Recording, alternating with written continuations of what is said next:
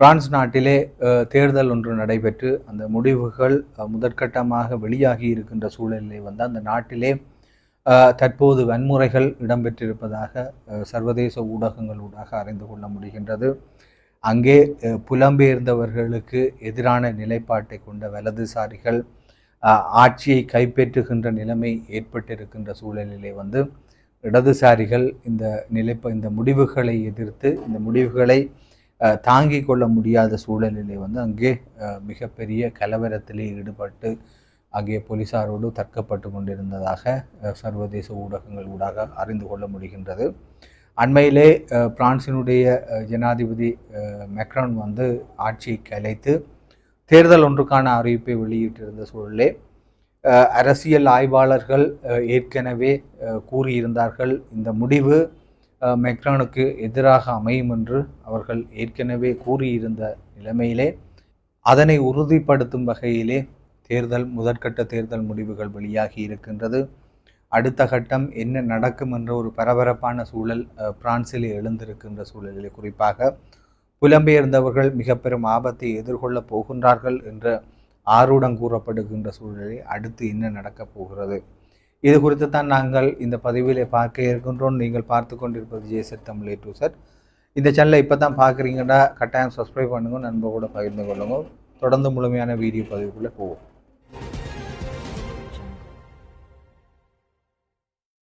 அண்மையிலே பிரான்ஸ் நாட்டினுடைய ஜனாதிபதி மெக்ரான் இமானுவேல் மெக்ரான் ஆட்சியை கலைத்து தேர்தல் ஒன்றுக்கான அறிவிப்பை வெளியிட்டிருந்தார். அவருடைய அறிவிப்பு அவருக்கு எதிராக திரும்பும் வலதுசாரிகளுடைய கையிலே ஆட்சி செல்லும் என்று சொல்லி சர்வதேச அரசியல் ஆய்வாளர்கள் வல்லுநர்கள் தெரிவித்திருந்தார்கள். அது நிதர்சனமாக்கப்பட்டிருக்கின்றது. பிரான்சிலே நடைபெற்று முடிந்திருக்கின்ற தேர்தல் முடிவுகளிலே முதற்கட்ட முடிவுகளிலே வலதுசாரிகள் ஆட்சியை கைப்பற்றுகின்ற ஒரு சூழல் எழுந்திருக்கின்றது.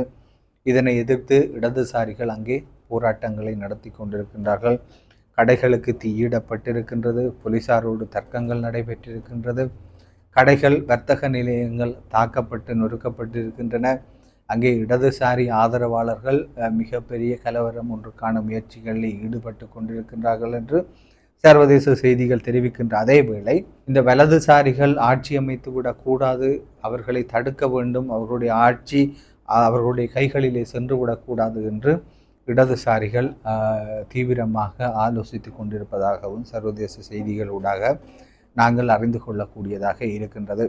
வெறுமனே பிரான்சிலே நடைபெற்று முடிந்த தேர்தல் முடிவுகளின் அடிப்படையிலே அங்கே மிகப்பெரிய கலவரம் ஒன்று நடைபெற்றிருக்கின்றது. கலவரத்திற்கான ஏது நிலைகள் இருக்கின்றன, தொடர்ந்து நீடிக்கின்றன என்பது மட்டுமல்லாமல் நாங்கள் ஏற்கனவே ஒரு பதிவை நாங்கள் இந்த தளத்தில் வெளியிட்டிருந்தோம், இந்த சேனலை வெளியிட்டிருந்தோம். வலதுசாரிகள் பிரான்சிலே ஆட்சியை கைப்பற்றுவார்களாக இருந்தால் அங்கே புலம்பெயர்ந்தவர்களுடைய எதிர்காலம் என்பது கேள்விக்குள்ளாகும் என்று நாங்கள் ஏற்கனவே ஒரு பதிவை வெளியிட்டிருந்தோம். அது தற்போது நிதர்சனமாகின்ற அபாயம் எழுந்திருக்கின்றது. குறிப்பாக வலதுசாரிகள் அவர்கள் மிக தீவிரமாக தேர்தல் பரப்புரை காலங்களிலே அவர்களுடைய தேர்தல் அறிக்கைகளிலே மிக தீவிரமாக ஒரு விடயத்தை வெளிப்படையாகவே சொன்னார்கள். பிரான்சுக்குள் வெளிநாட்டவர்கள் அங்கே வருவதற்கும் அங்கே தங்குவதற்கும் அங்கே குடியிருப்பதற்கும் மிக இறுக்கமான கட்டுப்பாடுகளை நாங்கள் அமுல்படுத்துவோம் என்று கூறியிருந்தார்கள். இந்த நிலைமையிலே பிரான்ஸை சேர்ந்த மக்கள் அந்த வலதுசாரிகளுக்கு மிக பெரும் ஆதரவை வழங்கி இருக்கின்றார்கள்.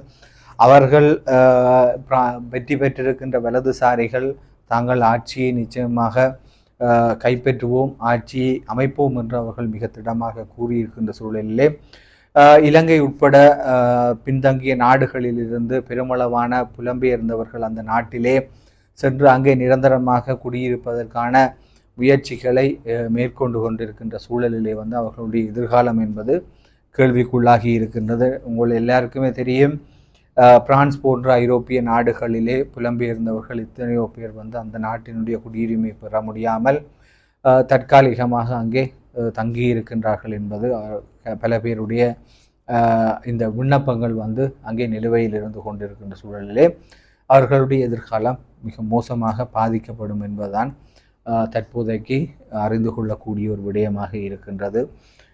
எது எவ்வாறாக இருந்தாலும் அங்கே அரசியல் குழப்ப நிலை ஒன்று உருவாக்கி இருக்கின்றது. ஒரு புறம் இடதுசாரிகள் ஆட்சி வலதுசாரிகள் கைப்பற்றிவிடக்கூடாது என்பதற்காக மற்ற கட்சிகளோடு சேர்ந்து அவர்கள் மீண்டும் ஆட்சியை பிடிக்க முடியுமா என்று அங்கே பேசிக்கொண்டிருக்கின்றார்கள். முதற்கட்ட தேர்தல் முடிவுகளிலே வெற்றி பெற்றிருக்கின்ற வலதுசாரிகள் நாங்கள் நிச்சயமாக ஆட்சியை அமைப்போம் என்று அவர்கள் கூறுகிறார்கள். இதற்கிடையில் பிரான்சினுடைய ஜனாதிபதி மேக்ரோன் 3ஆம் இடத்திற்கு தள்ளப்பட்டிருக்கின்றார். மிக மோசமான தோல்வியை சந்தித்திருக்கின்றார். இதுதான் இன்றைய பதிவினுடைய பிரதான விடயம். நாளை மேலும் ஒரு வீடியோ பதிவில் சந்திப்போம். நன்றி, வணக்கம்.